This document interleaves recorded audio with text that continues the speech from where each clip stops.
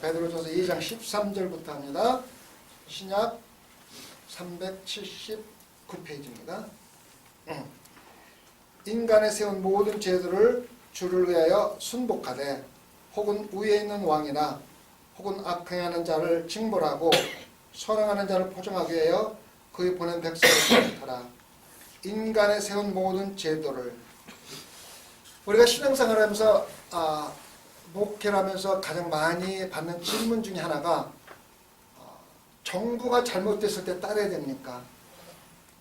독재자가 통치할 적에 따라야 됩니까? 하는 질문을 많이 받습니다. 어떻습니까, 여러분은? 따라야 됩니까? 따르지 말아야 됩니까? 따라야 돼요?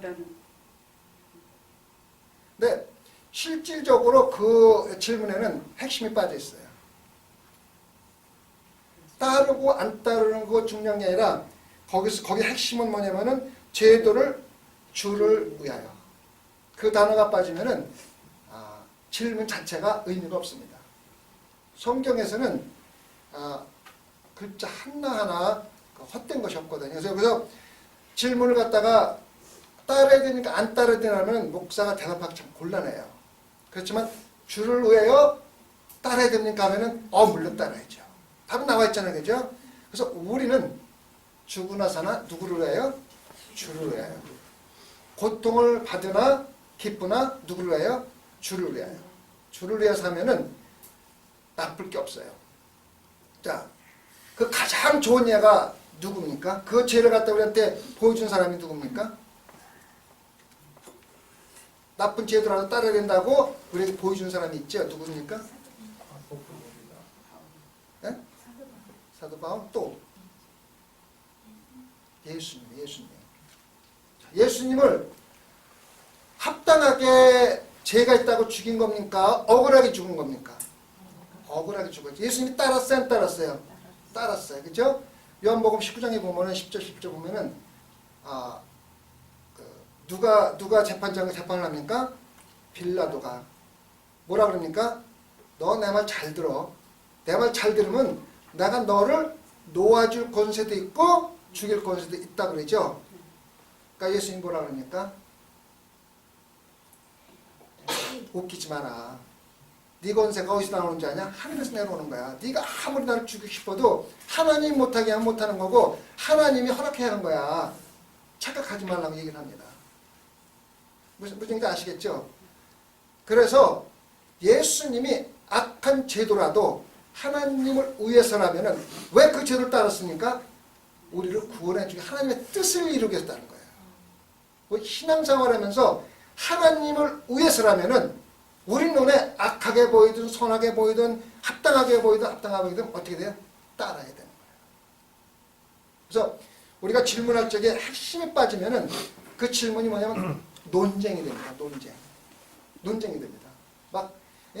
막 예를 들면 나오고 그러면 밤새도록 얘기해도 결론이 없는데 핵심은 주를 위하여입니다. 주를 위해서 하면은 절대적으로 따라야 합니다. 그 대표적인 예수 그리스도가 이렇게 한 겁니다. 억울하게 죽었잖아요. 그렇죠? 예수님 무슨 죄가 있어요? 그죠? 하나님을 위하여 죽은 겁니다. 그 다음에 혹은 위에 있는 왕이라. 위에 있는 왕이 누굽니까? 여기서 누구예요? 네? 대통령? 성경에서 말하는 위에 있는 왕, 여기서 말하는 건 누굽니까? 로마 황제를 얘기하는 겁니다. 우선 우리가 이거를 이해를 좀 내가 조금 설명을 드릴게요. 그 예수님 당시에 그 시스템을 조금 이해를 해야 돼요. 성경에 보면은 뭐가 나오니까 뭐 헤롯도 나오고 분봉왕도 나오고 대왕도 나오고 총독도 나오고 막 나오잖아요. 무슨 뜻인지 아세요, 여러분들? 그거 알고 성경 읽습니까? 알고 성경 읽는 사람 손 들어봐요.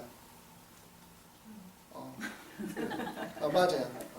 알고 읽으면은 성경 이해가 잘 돼요. 첫째로 로마 황제.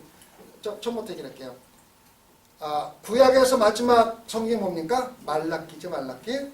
말라기가 예언을 하고 마지막 예언을 하고 400년 동안 성경이 기록을 합니다. 그걸 갖다 뭐라고 그럽니까? 암흑시대라고 그럽니다. 암흑시대라고 해서 역사적으로 아무 일이 일어나지 않은 것은 아니에요. 400년 동안 주를 일어난 일은 뭐냐면은 알렉산더 대왕이 세계를 정복하고 일찍 죽습니다. 35인가 32인가 죽습니다. 32, 35에 세계를 정복했다는데 여러분들 몇 살이에요? 우리 황집사님. 죄송합니다. 참 32, 35에 시작한 게 아니라 이미 세계를 정복했어요. 그렇게 죽었어요. 그 다음에 죽고 다 나누어지면서 로마가 그 다음에 정복을 하잖아요. 로마가 정복을 하면서 이스라엘을 정복합니다. 이스라엘 정복하는데 그 당시에 레위 사람들을 중심으로 혁명이 일어납니다. 그걸 마카비오 혁명이라 그러죠.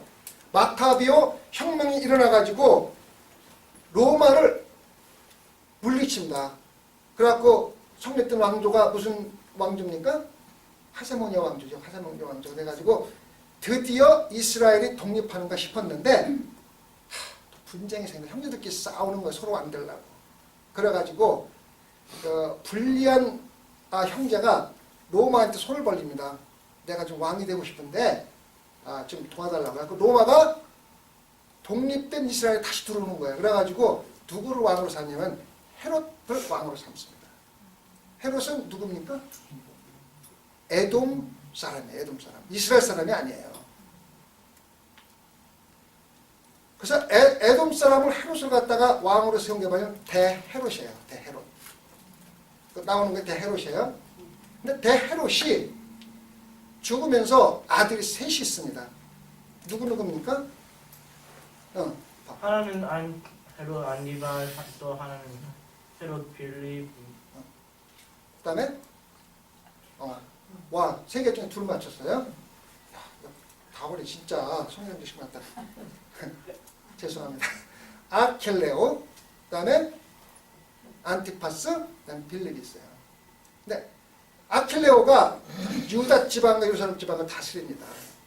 그 다음에 안티파스가 갈릴리 지방을 다스립니다. 잘 알아둬야 돼요. 그래야 성경이 모릅니다. 그 다음에 빌립이 갈릴리 오른쪽에 있는 나라를 다스립니다. 갈릴리, 예수님이 태어나신 갈릴리는요, 북쪽이에요, 북쪽. 예루살렘하고 유다는 남쪽이에요. 그래서 실질적으로 이스라엘이 구약시대 때는 남유다와 북이스라엘로 되어 있었잖아요. 근데 북이스라엘 먼저 망하고 뭐가 됩니까? 사마리아가 됩니다, 거기가. 그 중간이 사마리아가. 사마리아 위쪽에 갈릴리가 있는 거야. 그 다음에 남쪽이 유다입니다. 그래서 아킬레오가 그 남유다하고 사마리아 쪽을 다스리는 거예요. 근데 대헤롯왕이 죽으면서 세 아들이 이렇게 나눠서 다스리잖아요. 그래서 그거를 분봉왕, 나누어진 왕이라서 분봉왕이라고 성경이나 신학에 나온 분봉왕이 바로 그런 뜻입니다. 좀 이해가 가죠? 그 다음에 아킬레오가 정치를 너무 악독하게 합니다. 그래서 예수님도 그 요셉과 마리아가 아킬레오를 피해서 도망다니는 내용에 성경에 많이 나옵니다. 그래서 아킬레오가 너무 악하게 다스리니까 로마 쪽에서 유다 정부들이 막 반항을 일으키니까 아킬레오가 유배를 불란서로 유배를 보내버립니다. 그리고 그 자리에다 누가 들어옵니까? 총독이 누굽니까?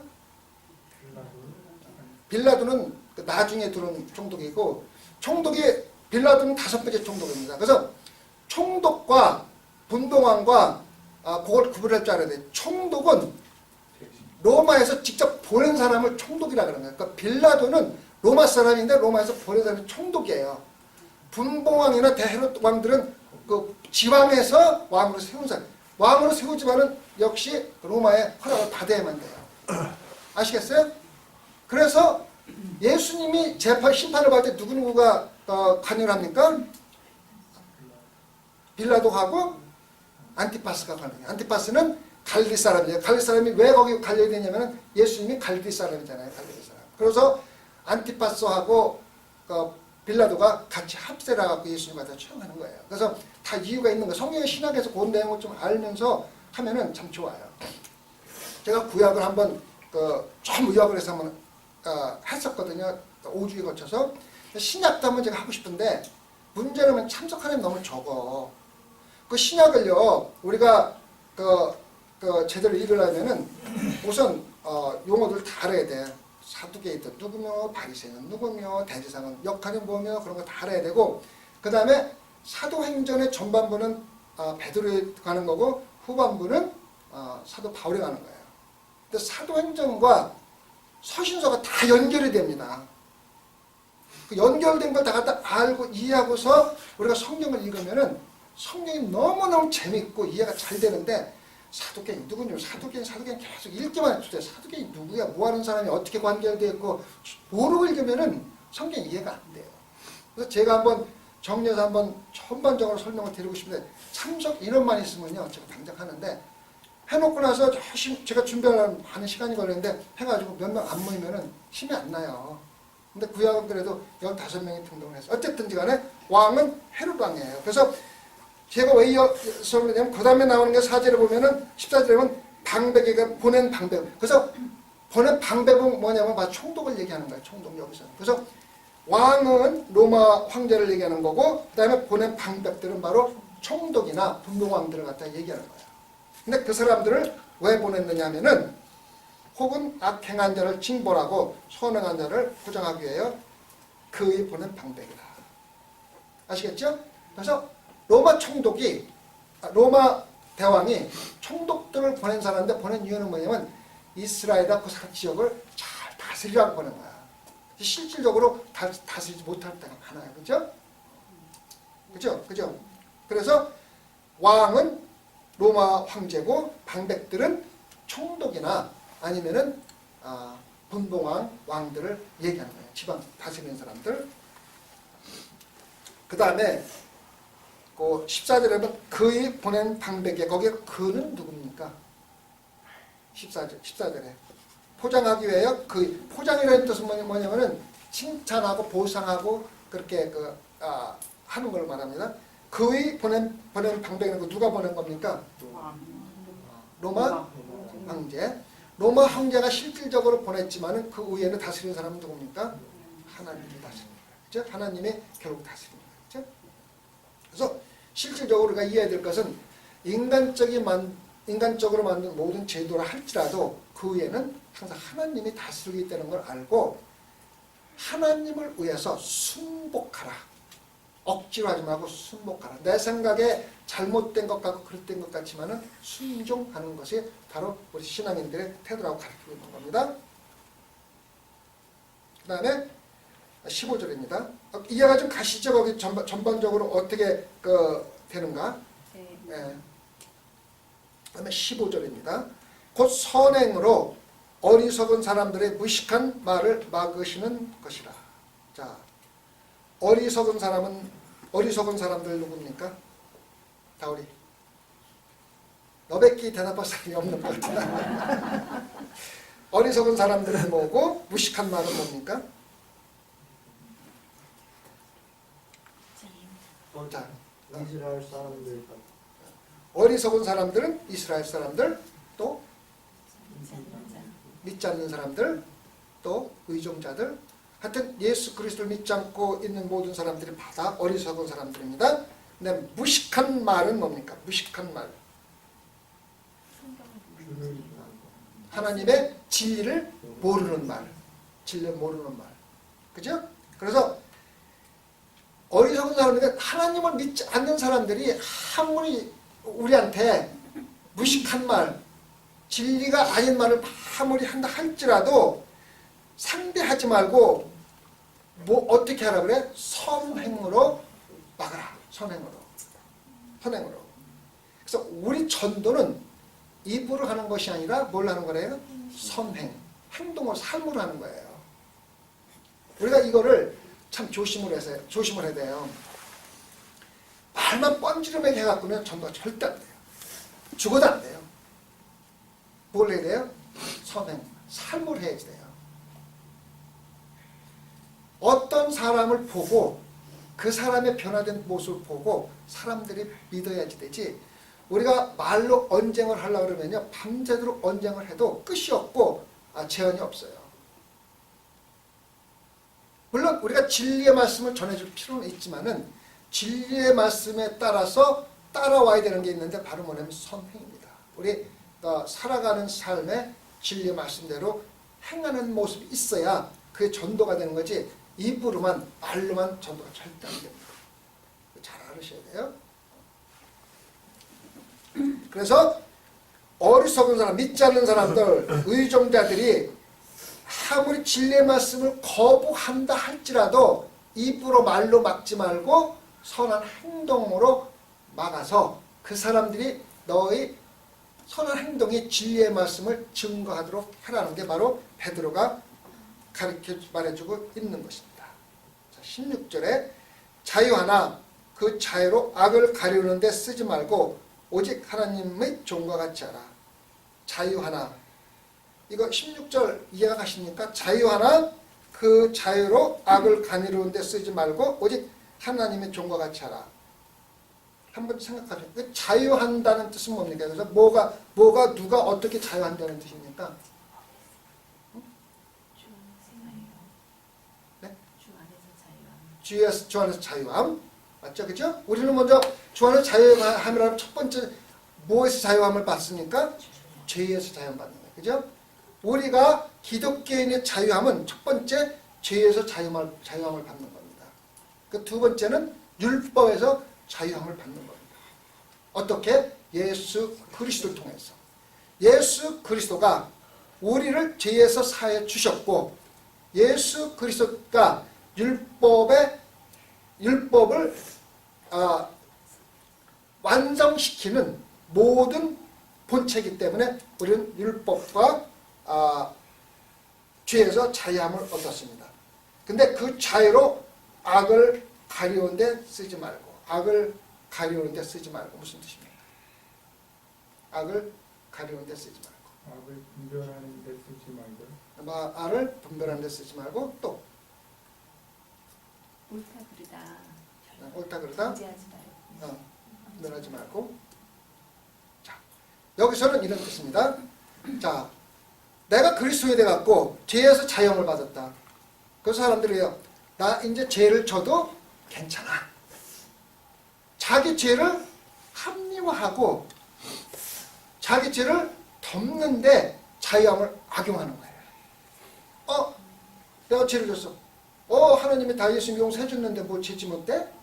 나 용서받아서 자유해? 죄에서 자주해? 그래서 죄를 지으면서도 자기가 죄를 짓는다고 생각을 안 하는 거예요. 덮는 거야.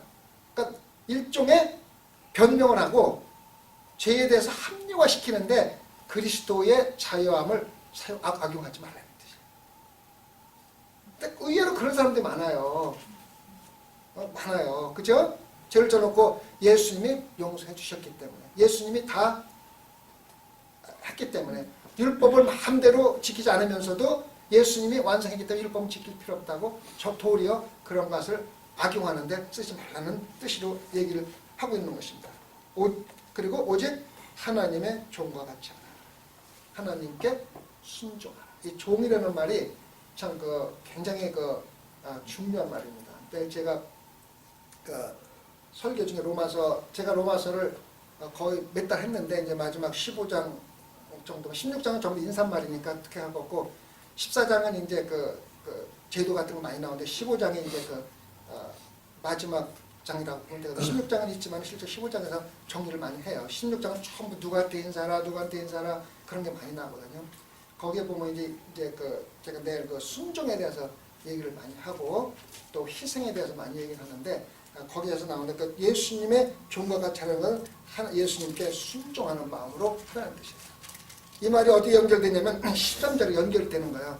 모든 제도를, 인간적인 제도를 어떻게 하라 그랬어요? 주를 외워 순복하되 위에 있는 왕이나 모든 방백에 하라. 그런데 그 사람들한테 순종하는 마음으로 하지 말고 누구한테 순종하는 마음으로? 예수 그리스도한테 순종하는 마음으로 하라. 왜 그렇게 해야만 됩니까? 그래야 우리가 순종을 하면서도 기뻐요. 기쁘다고 억지로 하는 게 아니기 때문에. 아시겠죠? 사랑을 하는 거예요. 그 다음에 17절입니다. 붓사람을 공경하며 형제를 사랑하며 하나님을 두려워하며 왕을 공경하라. 자, 뭇사람을 공경하며. 이게 우리 신앙생활에서 참 중요합니다. 우리가 다른 사람들을 공경할 수 있다는 것이 신앙생활에서 얼마나 중요한 건지 알아야지 돼요. 근데 우리의 인간성의 본성은 뭡니까? 남보다 내가 잘나야지 돼. 내가 잘나면 상대방을 공경할 수가 없어요. 왜?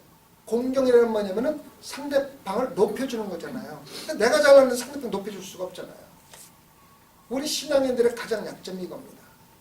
신앙생활 하면서도 내가 높다고 생각하고 남을 높다고 생각 안 하기 때문이에요. 그래서 베드로가 흩어져 있는 사람들에게 무사람을 공경하며 형제를 사랑하며, 이 형제를 사랑한다는 단어도 대단히 중요합니다. 우리 교회생활을 하면서 형제자매 부르는 거는 아주 쉬워요. 다 그렇게 불러요. 그죠? 자매님, 형제님 다 그렇게 불러요. 부르면서도 사랑하느냐고 물어보면은 어떻게 대답이 쉽지 않죠. 그죠? 솔직히 말해서.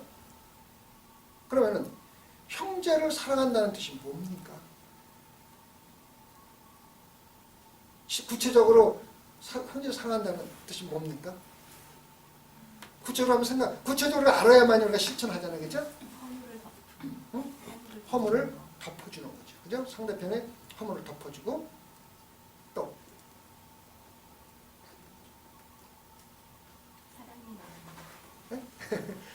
사랑을 설명할 때 사랑이라는 단어가 들어가면 안 돼요.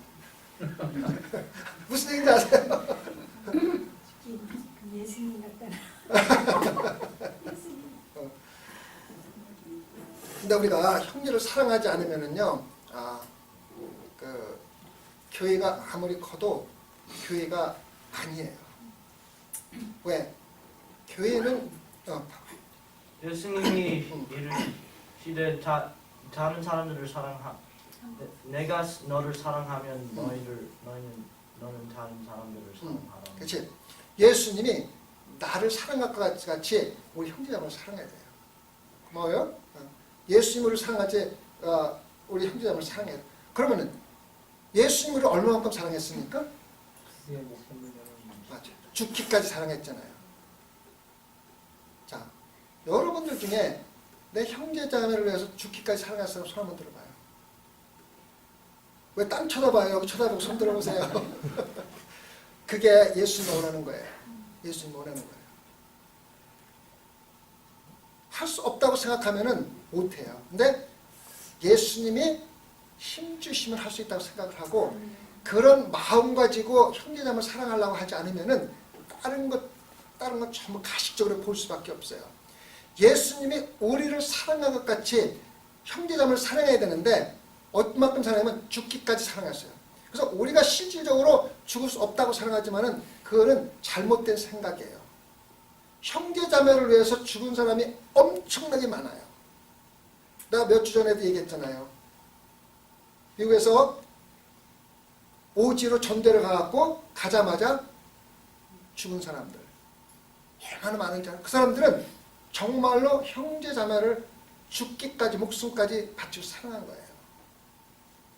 그런데 우리는 생각부터가 목사님 어떻게 아무리 생각하면 죽기까지 사랑합니까? 그런 생각하고 사랑하니까는 절대 못하는 거예요. 자, 우리 이 시간부터는 내가 예수님께서 능력 주시고 힘 주시면은 내가 우리 교인들 성도를 위해서 목숨까지 바쳐서도 사랑할 수 있다고 마음을 바꾸세요. 그래서 마음속에서 그게 안 되면은 어떻게 사랑을 해요? 안 되잖아요. 그죠?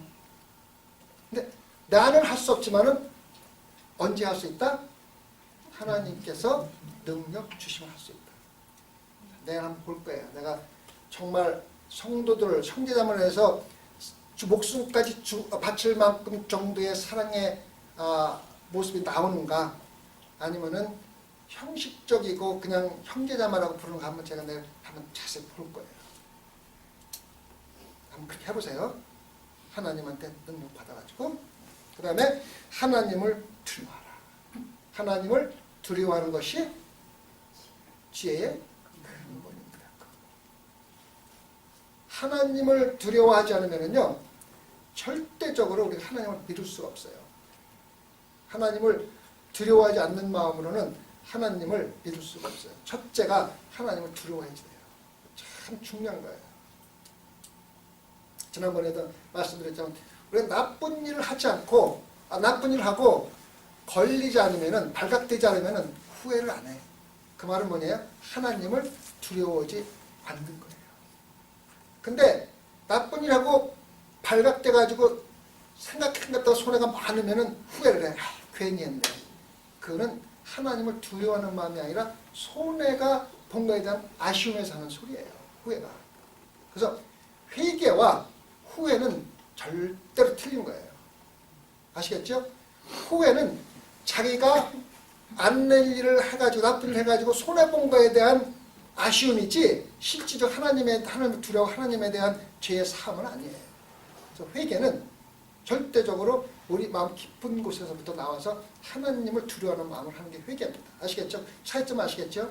근데 대부분의 성도들이 회개를 하고 후회를 하고 회개를 하는 식으로 착각하는 사람도 있어. 내가 그날 하루 종일 참았으면 간음을 안 할 건데 괜히 했네. 그런 후회하는 마음이 회개하는 마음보다 많이 가질 때가 있어요. 우리는 진짜 마음속 깊은 곳에부터 하나님을 두려워하는 마음으로 회개를 해야 되지 후회를 하는 건 안 됩니다. 아시겠죠? 그 다음에 왕을 공경하라. 그러한 마음으로 왕을 공경하라. 그럴 때 절대적으로 문제가 없다는 거예요. 우리 삶 자체가 즐거워지는 거예요.